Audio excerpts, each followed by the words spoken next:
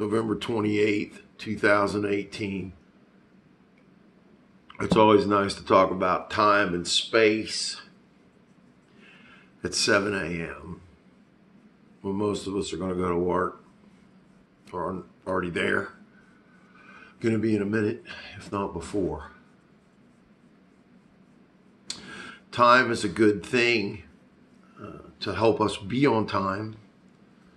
If you got to meet somebody at Jay's to have seafood in Dayton, Ohio, it's good to know what time you got to be there. You hate to be late. You got to get your oysters Rockefeller, Clams Casino, and get some ahi tuna, some yellowfin, grilled lightly. You don't want to be late for that. You don't want to be late for important things. The only probably thing you do want to be late for is your own funeral. That's a good one. It's only 7 a.m. Work with me.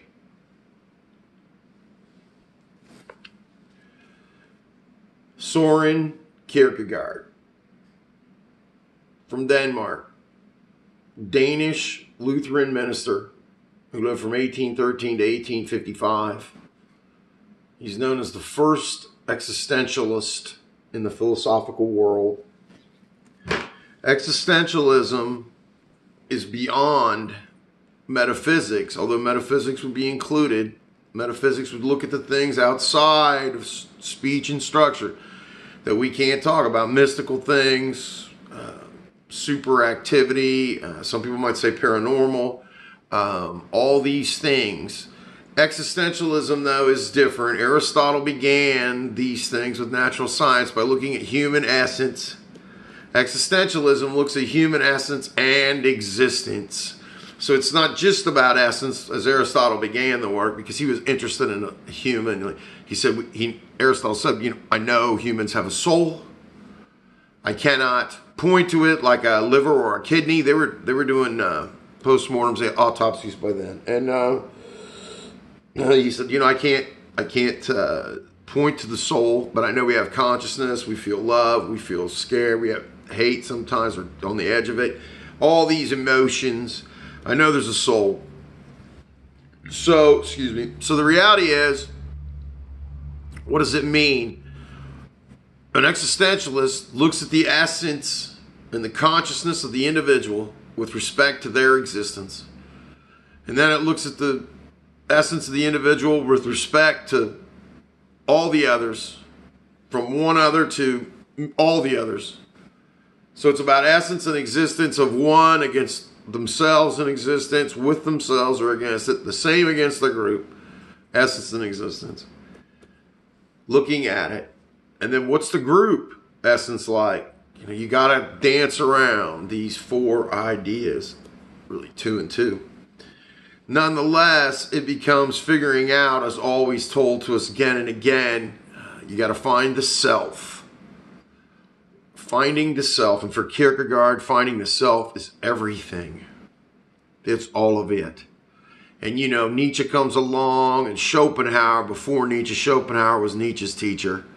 Schopenhauer, before Nietzsche, comes along and does The World as Will and Representation in 1820. So he's doing this while Kierkegaard's writing his stuff. And, of course, I see no real connection once again, it's like Hegel is around at this point, but there's not really. Now, Schopenhauer knew Hegel. He knew Kant, too, and he didn't like them very well. He thought they were crazy idealists that thought everyone was good when there's a world of evil around us. But they thought everyone was born good because of God. And in a way, it's a good idea, but it kind of falls short in an evil world. So you got to look beyond. So Kierkegaard, very interested in the self, very interested in the individual against everything else in the world, and the existence we have to live placed on us by other people that affects ourselves. In reference to Kierkegaard, one of his most famous quotes, I always thought this was a good one. He says, "I feel as though I am a spider eking out my last days of existence in a garret tower before the maid comes and cleans and ends my life." And he said, "When I get up from my bed and walk out to the window and look down at the whirl of society, I become nauseated and have to lay down. So in other words, in his case, the individual seeing the whirl of society became nauseated. Sort of like looking at the internet too long or turning on a TV in the modern world, I guess. I don't do that anymore. I haven't done it in over 25 years. I haven't watched television, things that have been taped. It's kind of weird. It becomes like a superfluous medium when it's run by idiots. And comedy is useful. I love to laugh, but that's not the essence of what we're doing here. Find that on a news channel. All right. Not since William F. Buckley died. Right? Firing line.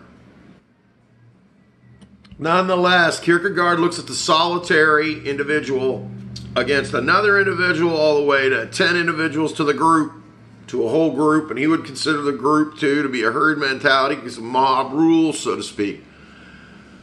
And Kierkegaard was loved by a woman, Regina Olsen, and for 7 years she waited. Kierkegaard's a Lutheran minister and a big follower of Martin Luther, and well renowned, although in his time Kierkegaard was scorned by everyone in Denmark. He had to use pseudonyms like Johannes Climacus, which I always just thought was interesting because the initials are JC, Jesus Christ. And it's sort of like Hegel. When Hegel was 27, he rewrote the life of Christ the way it should have been in a text called the Earlier Theological Writings. Something about German idealism, I guess, how Christ should have been able to get through. And so Kierkegaard, he has a very interesting life in that sense. And Regina, she loved him for 7 years. He would not marry her. And when it came down to the end of it, he said, I cannot serve two masters, God and woman. And she went off and married someone else and had children and lived a happy life. And Kierkegaard died in his early 30s, So a broken heart. And after this all happened, he wrote a 2-volume set, I should note, called Either Or. It's like over 1,300 pages. And it's only just letters between him and her. And many that he had made up of things that he wanted to say where he plays her role too. Some were real, but many were made up. And it's just unbelievable. Either or. But to see Heidegger, these other people come along later and take the words of Kierkegaard and expand on it and start to strip away ideas of language and all the other things that affect the self. The generation of existentialists in the 20th century took the self to the next level and said, okay, now the self is the most important. We got to figure out why it's being wrong so many ways. So it takes, almost 200 years to bring it around, 150 years or more to bring it around to where we see, it's about the self over the group. It's about the individual first. It's about an individual will to power over everyone else. It's the only way to live. And Kierkegaard's problem was that he felt like the structure of Christianity, this is his biggest problem really, is an approximation. And he says it again and again that the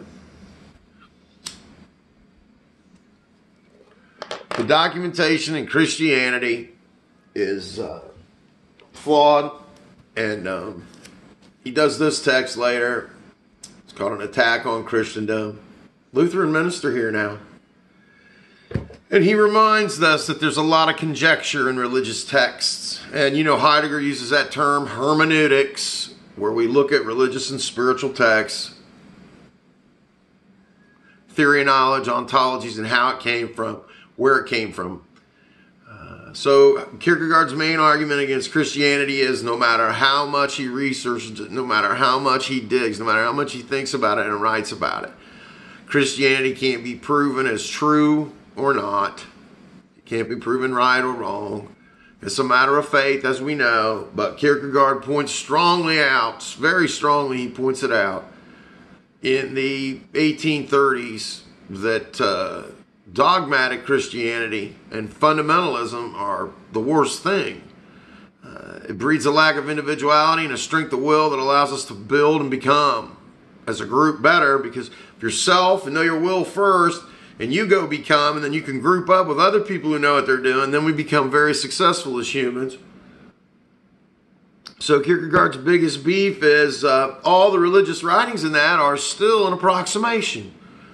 There is no absolute words, because it's been passed down by transmission, people to people, just like you play the telephone game back as a kid. Start out with something, and by the time you get down to the end of the line, that's a different thing. You know, same thing, that'd be called translation problems from transmission, if you will, how it's passed to pass to pass, and then translation problems, language to language. You know, how Hebrew is translated into English or whatever it is. So there's all these problems. But more than that, he points out the text, the religious texts, whether it be in the Quran, the Bible, the Torah, whatever. And of course, he's focusing on the Bible, the Holy Bible. You know, he says all of it is still conjecture. It's been passed down so many times we can't be sure of it. There's no absolute way to prove it. And he goes as far as to say that God wants it that way, and that's how it should be for us, to make us seek it out. But how he becomes frustrated with Christianity and the whole idea is he digs way deep. He's like one of the best researchers of his time, probably in history up to then. The father of existentialism and philosophy, Soren Kierkegaard. He can't find anything, and he's a Lutheran minister. He already believes and has the faith. That's why he denied Regina, a beautiful, hot woman in Denmark. She was Danish too. That's even hotter than Swedish. Ask the bikini team. What's it mean? Kierkegaard saw the bikini team. He'd probably go back into the church and pray real quick because he'd think it was over. I saw too much.